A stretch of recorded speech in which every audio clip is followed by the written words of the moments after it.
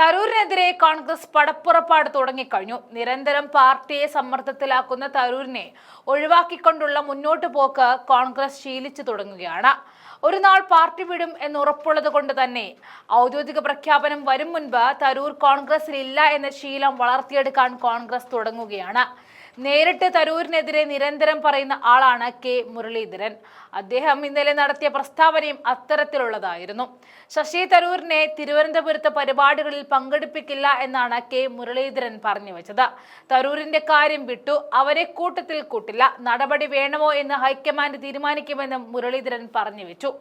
വിവാദ പ്രസ്താവനകളും മോദി സ്തുതിയും ലേഖനങ്ങളും കൊണ്ട് നിരന്തരം കോൺഗ്രസിന് തലവേദനയാകുന്ന ശശി തരൂരിനെതിരെ ആഞ്ഞടിക്കുകയാണ് കോൺഗ്രസ് നേതാക്കൾ ഒന്നടങ്കം. ശശി തരൂർ കോൺഗ്രസിനെ കൊണ്ട് നേടാവുന്നതെല്ലാം നേടിയെന്ന് രാജ്മോഹൻ ഉണ്ണിത്താനും പറഞ്ഞു വെച്ചു. പലതവണ ഹൈക്കമാൻഡ് വിലക്കിയിട്ടും തരൂർ പിന്നോട്ട് പോയിട്ടില്ല. രാജ്യമാണ് വലുത്, കോൺഗ്രസ് രണ്ടാമത് എന്നാണ് തരൂരിന്റെ പുതിയ രീതി. ഇതോടെയാണ് തരൂരിനെതിരെ കോൺഗ്രസ് നേതാക്കൾ പടപ്പുറപ്പാട് തുടങ്ങിയത്. കോൺഗ്രസ് നശിക്കണമെന്ന് ആഗ്രഹിക്കുന്നതോടൊപ്പമാണ് ഇപ്പോൾ തരൂർ എന്നും ഉണ്ണിത്താൻ പ്രതികരിച്ചിരുന്നു. ഇതിനു മുൻപ് തരൂർ ഏത് പാർട്ടിയാണെന്ന് അദ്ദേഹം തീരുമാനിക്കട്ടെ എന്നായിരുന്ന പ്രസ്താവനയും മുരളീധരൻ നടത്തിയിരുന്നു. കഴിഞ്ഞ ദിവസം കോൺഗ്രസ് പരിപാടികളിൽ ശശി തരൂർ MP ബഹിഷ്കരിച്ചുകൊണ്ട് എറണാകുളം DCC വന്ന വാർത്തയും നമ്മൾ കണ്ടിരുന്നു. തരൂർ കൊച്ചിയിൽ ഉണ്ടായിട്ടും കേന്ദ്ര സംസ്ഥാന സർക്കാരുകൾക്കെതിരെ DCC സംഘടിപ്പിക്കുന്ന പ്രതിഷേധ പരിപാടികളിലും പ്രൊഫഷണൽ കോൺഫറൻസിന്റെ ക്യാമ്പയിനും ക്ഷണമുണ്ടായില്ല. തരൂരിന്റെ മോദി സ്തുതിയോട് കോൺഗ്രസ് നേതൃത്വത്തിന്റെ അതൃപ്തിയാണ് അവഗണനയ്ക്ക് കാരണം. വിമർശിച്ച് ആളാക്കാനുമില്ല, വേദി നൽകി നേതാവാക്കാനുമില്ല, വിട്ടുകളയുക. ശശി തരൂരിനോടുള്ള കേരളത്തിലെ കോൺഗ്രസ് നേതൃത്വത്തിന്റെ ലൈൻ ഇതാണ്.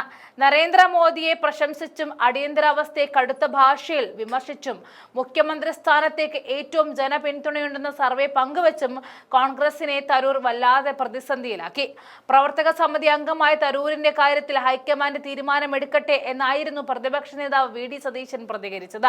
VD സതീശന്റെ ജില്ലയിൽ കോൺഗ്രസ് സംഘടിപ്പിക്കുന്ന പരിപാടികളിൽ തരൂരിന് ക്ഷണമില്ല. അതും വിവിധ പരിപാടികളിൽ പങ്കെടുക്കാൻ തരൂർ ജില്ലയിൽ ഉള്ളപ്പോൾ തന്നെ. കേന്ദ്ര സംസ്ഥാന സർക്കാരുകൾക്കെതിരെ DCC സംഘടിപ്പിക്കുന്ന സമരസംഗമത്തിൽ KPCC അധ്യക്ഷനും പ്രതിപക്ഷ നേതാവും അടക്കം പല നേതാക്കളും പങ്കെടുക്കുന്നുണ്ട്. ഓൾ ഇന്ത്യ പ്രൊഫഷണൽ കോൺഗ്രസ് നടത്തുന്ന ഫോർ അന്ന ഫോർ ഓൾ എന്ന ക്യാമ്പയിൻ പരിപാടിയും നടക്കുന്നുണ്ട്. പ്രൊഫഷണൽ കോൺഗ്രസ് മുൻ അധ്യക്ഷനായിരുന്നു തരൂർ. ഈ സമയത്ത് കൊച്ചിയിൽ പോയിട്ട് രാജ്യത്തുണ്ടാകുമോ എന്ന് തന്നെ അറിയില്ല എന്നുമായിരുന്നു. അതുകൊണ്ടാണ് ക്ഷണിക്കാത്തതെന്നും DCC നേതൃത്വം വിശദീകരിച്ചിരുന്നു. എന്നാൽ തരൂരിന്റെ മോദി സ്തുതിയോടും സമീപകാല നിലപാടുകളോടുമുള്ള അതൃപ്തിയാണ് അവഗണനയ്ക്ക് കാരണം എന്നതാണ് വാസ്തവം.